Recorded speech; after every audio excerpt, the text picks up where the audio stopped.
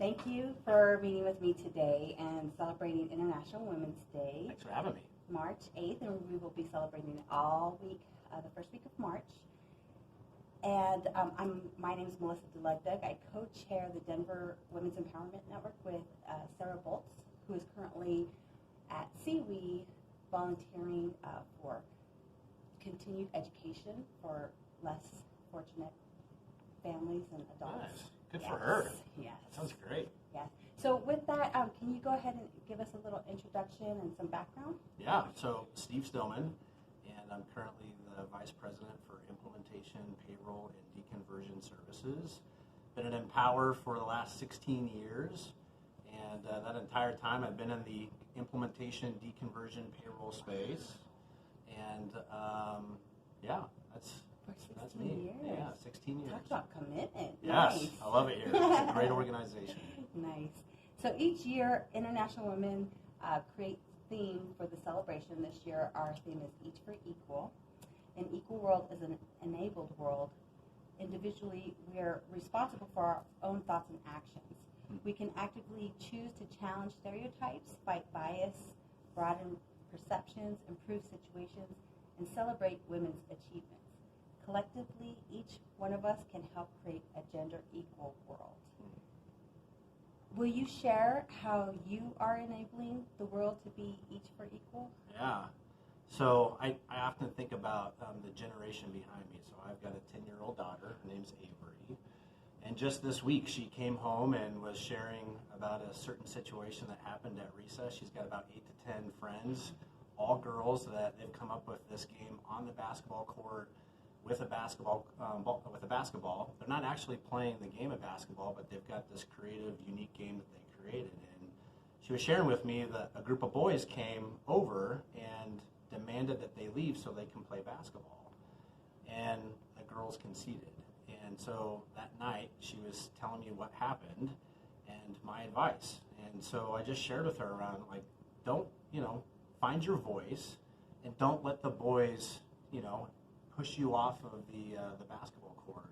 And she had a couple friends over where we were talking about it. So we were just talking about the importance of, holding on to your power, using your voice, and do it in a respectful way. But just because they're there to play the traditional way of basketball doesn't mean that the girls should be should step aside and give access to the boys for that. So the next day at school, the girls were there first and playing, and it was really fun to see her come home with this huge smile on her face, and you could just really feel the empowerment that she had around, like, no, we told them we were here first and that we were going to play our game, and they can't wait till we got done, and the boys were respectful of it, which I was proud to hear.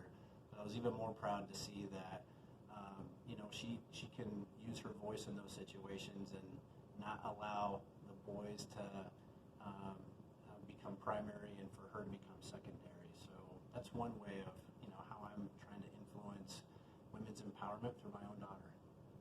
How awesome and empowering. Yeah. No pun intended. I know, right?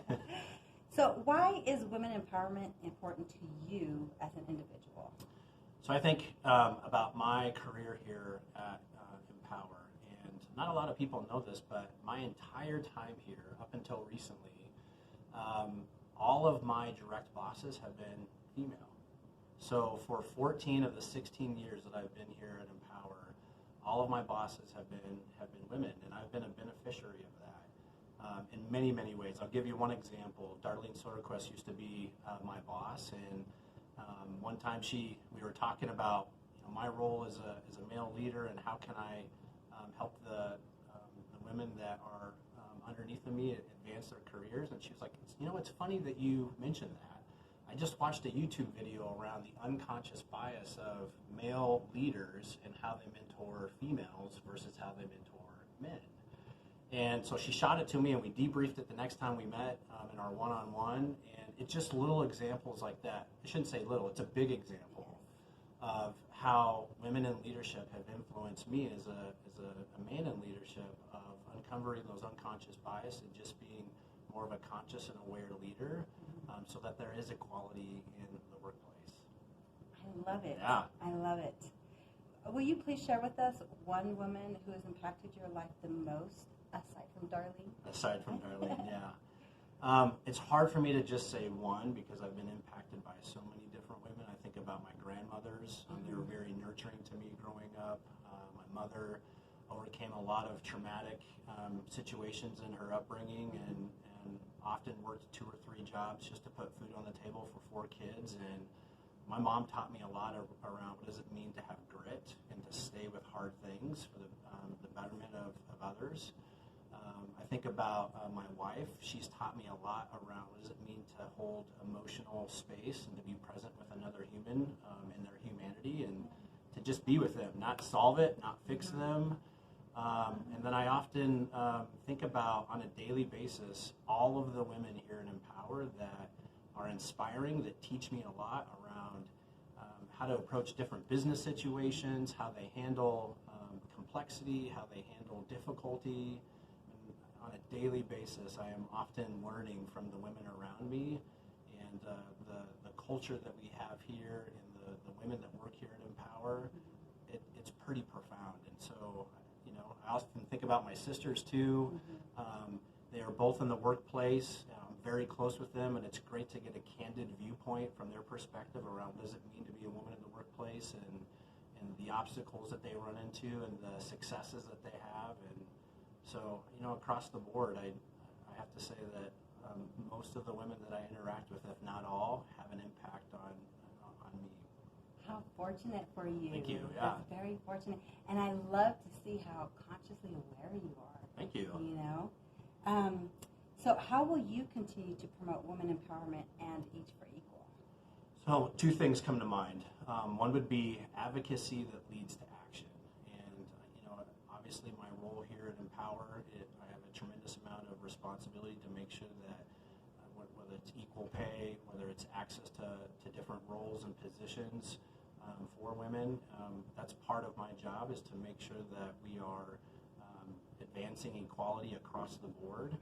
Obviously the different roles that I play outside of my job here, as a father, as a son, as a husband, as a brother and a son, I have incredible opportunities to make sure that the women in my world are finding, as it relates to my daughter, that she can use her voice.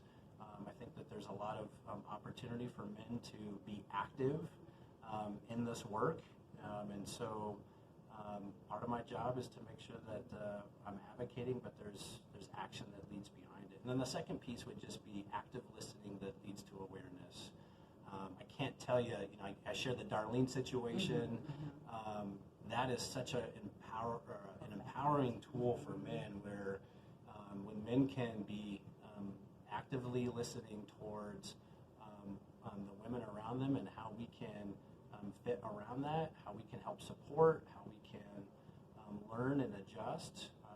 I love it when the women, whether professionally or impersonally, speak up and help educate men.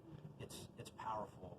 And so those are 2 things that I think that are important, not just for me, but other men, to be advancing, advocating that leads to action, and awareness, active listening that leads to awareness. Beautifully said. I love it.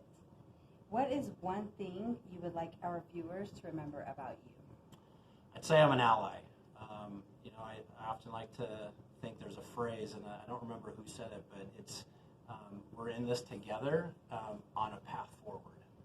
And a big believer there's a much needed space for women to just be with women, to talk about women's issues, to talk about women's challenges, and men need to be part of that too. And so I'm an ally to the extent that I can help and be an active listener and to advocate. It's really important to me that the women that I run into professionally and personally that are thriving. And so if I can be an advocate and an ally towards thriving, I'm all in.